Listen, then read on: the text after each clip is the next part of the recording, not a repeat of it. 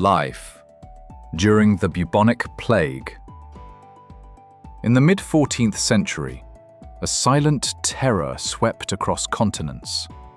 The Black Death, known today as the Bubonic Plague, devastated Europe, killing an estimated 25 to 50 million people.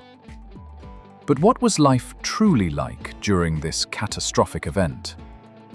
From humble peasants to masked plague doctors, from struggling priests to wealthy aristocrats, no one was safe. This is their story. 1. The Bubonic Plague is caused by a bacterium, Yersinia pestis. It likely began in Central Asia and traveled westward along the Silk Road. But it was trade ships that carried it into Europe, ships infested with fleas riding on the backs of black rats.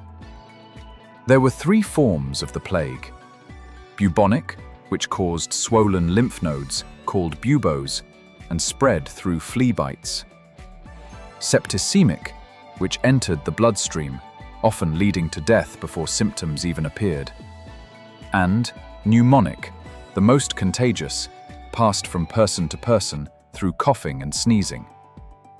The mortality rate varied. Bubonic plague killed around 30 to 60% of its victims. Pneumonic? Almost always fatal.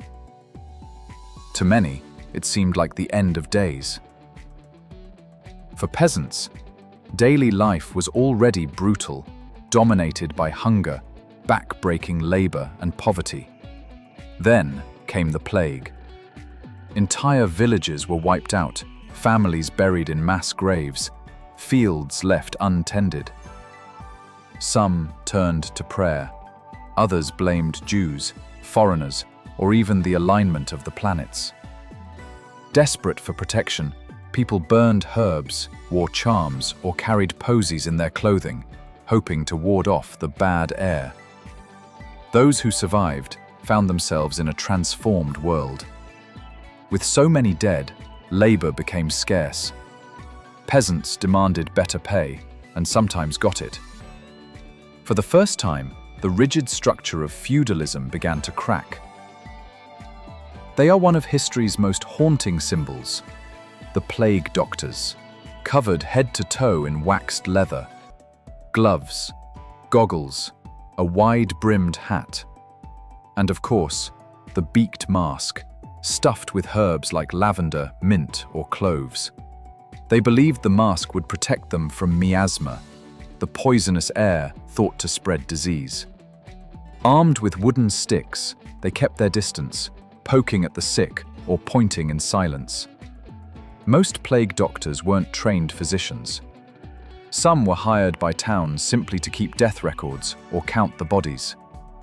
Though largely ineffective, they represented a world desperately clinging to any sense of order. Chapter 4. The aristocracy. The wealthy didn't escape the plague. They simply fled from it. As the disease spread, nobles packed up their estates and moved to the countryside, far from the crowded, filthy cities. Some locked themselves inside walled villas, refusing to see anyone. Others sought comfort in extravagance, hosting lavish feasts, convinced they might die tomorrow. Italian author Boccaccio described 10 nobles retreating to a villa outside Florence, telling stories to pass the time. That work became the Decameron, a window into how the rich coped with fear. Still, many aristocrats died. Servants brought the plague to their doorsteps. Priests who visited became carriers. No amount of gold could guarantee survival. Chapter 5. Medicine and Belief. In the 14th century, medicine was a mix of ancient theory, astrology, and religion. The dominant belief? The body was governed by 4 humours: blood, phlegm, yellow bile, and black bile. If you were sick, the humours were unbalanced. Treatments included bloodletting, leeches, enemas, and strange poultices made from herbs, onions, even dried toads. Some wore amulets, others burned incense or firewood to cleanse the air. Religious explanations were even more common. Many believed the plague was God's punishment. Some groups, like the flagellants, walked from town to town, whipping themselves in public, hoping to atone for humanity's sins. But in the end, none of it worked. Chapter 6. Society Transformed. The Black Death didn't just kill. It reshaped the world.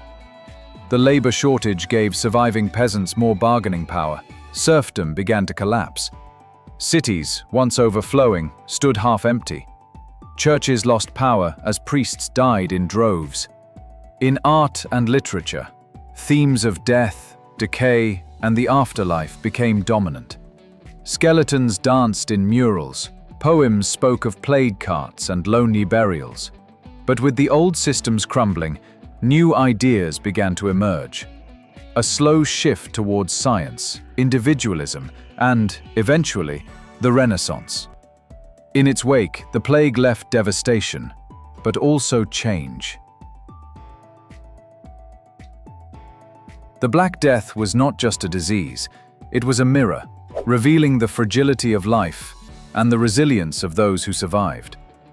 A catastrophe that reshaped economies, belief systems, and the very course of history. And though centuries have passed, the echoes of that dark time still linger.